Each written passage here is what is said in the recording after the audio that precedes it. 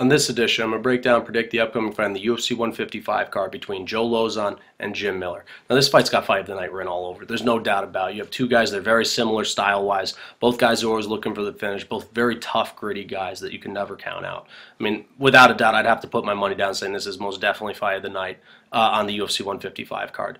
So what I'm going to do in this video, I'm just going to break down both fighters. I'm going to do my predictions. So I'll start with Joe Lauzon. Now, Joe Lauzon is what we would call a specialist on the ground. I mean, not a black belt in Brazilian Jiu-Jitsu, very much a purple belt, just knows how to finish fighters. I mean, every single win that Joe Lauzon's had has been by a finish, always looking for the finish. It's just, he's such an exciting fighter to watch. Joe Lauzon's stand-up, I don't want to say it's so much purpose. He is not the most crisp striker. It's more brawl-based. He likes to be in your face. He pushes a very, very fast pace. He comes out very strong in the early rounds. He comes out swinging, and he comes out looking for the finish early and wastes no time doing so. And it's in a very intimidating pace that he pushes. I mean, and I'd say a couple things in his stand-up is that not the most crisp striking, but he forces fighters to make mistakes. That's a very impressive thing that he does do, because he does force a lot of fighters to make mistakes. And once you make a mistake, he's taking you right down to the ground. Before you know it, he's got you in some form of submission, and you're tapping out. So he wastes no time looking for the finish in early rounds. It's an incredible pace that he pushes. He can incorporate all levels of his striking. Once again, not the most technical striking, not the best technique behind it, but once again, forcing fighters to make mistakes. And he showed in the Varner fight that he can incorporate some counter striking. Once again, when he pushes the pace, he gets in your face. He likes to clinch up, throw some knees, and then he likes to take you down the ground. And I'd say he's not the better wrestler in this fight. He does not have the better takedowns in this fight.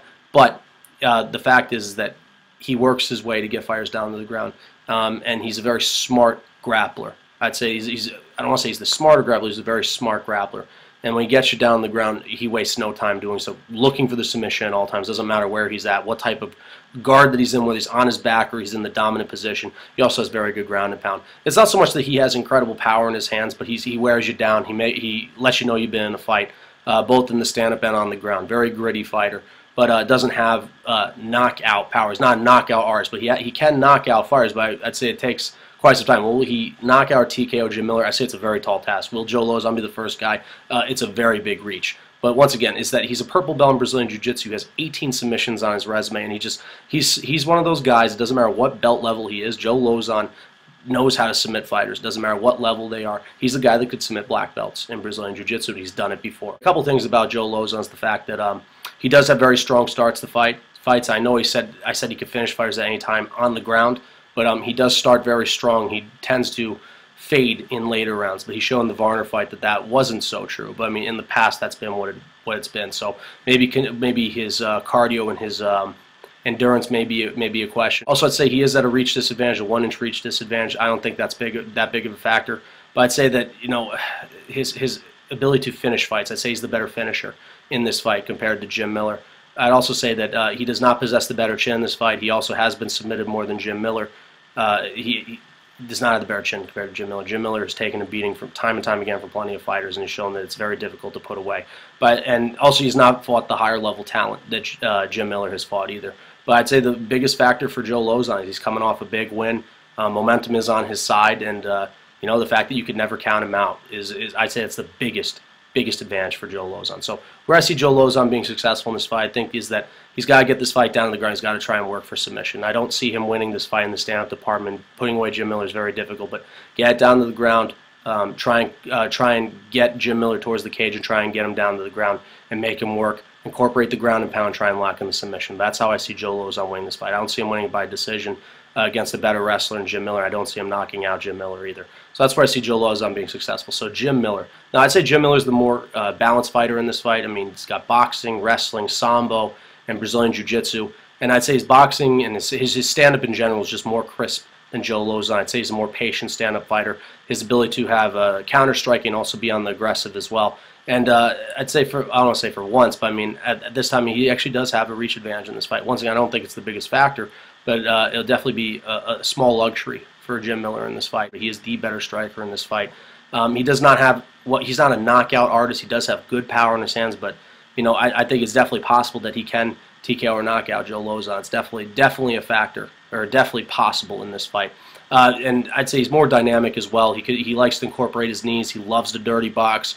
He also could incorporate a solid 1-2 and he likes to go to the body. He works the body well and obviously works some good leg kicks as well.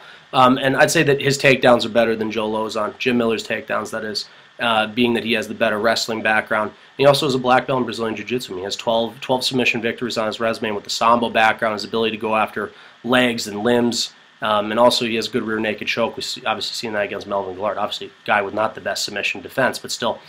Jim Miller is also explosive with his submissions. Not an explosive fighter, but he has explosive submissions. I mean, he goes for it immediately if he has the opening. He also has very good submission defense. I mean, we saw that he's shown us that he's mortal on the ground. He can be submitted. Saw against Nate Diaz. Good ground and pound as well, and obviously the higher ranking belt level in Brazilian Jiu-Jitsu. But once again, I think if it gets to the ground, I think it's really anybody's game. So we'll have to see what happens if the fight does get to the ground. So a couple factors for Jim Miller. He is the better striker in this fight. He does have a reach advantage. He has the better chin.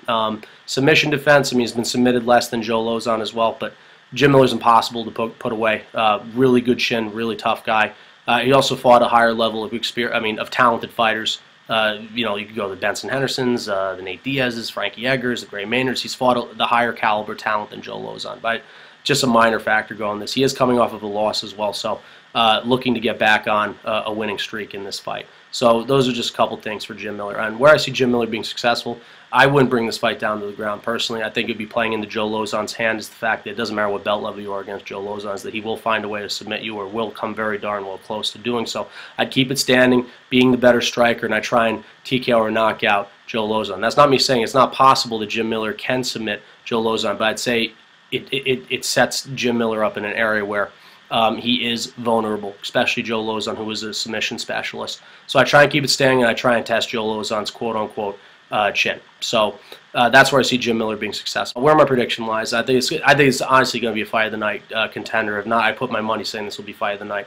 It's going to be a back-and-forth fight. Both guys will be in each other's faces, and I can't wait. I'd love to see these two guys grapple, but when it comes down to it, I mean, once again, I'm doing what I always do, is that I'm going to pick against Joe Lauzon. I don't agree with it. I love Joe Lauzon as a fighter and love watching him fight, but I think Jim Miller has less holes in his game. He has the better chin. He's harder to put away than Joe Lauzon is. But once again, if it gets down the ground, anything's possible with Joe Lauzon. But I'm going to have to take Jim Miller defeating Joe Lauzon via TKO or knockout, decision, maybe a long shot submission. There, picked every single way you could win a fight, but I think anything's possible in this fight. So I'll take Jim Miller defeating Joe Lauzon, the UFC 155 card. And that's what I have for this edition. It's Kyle Delaney signing off. I'm out of here.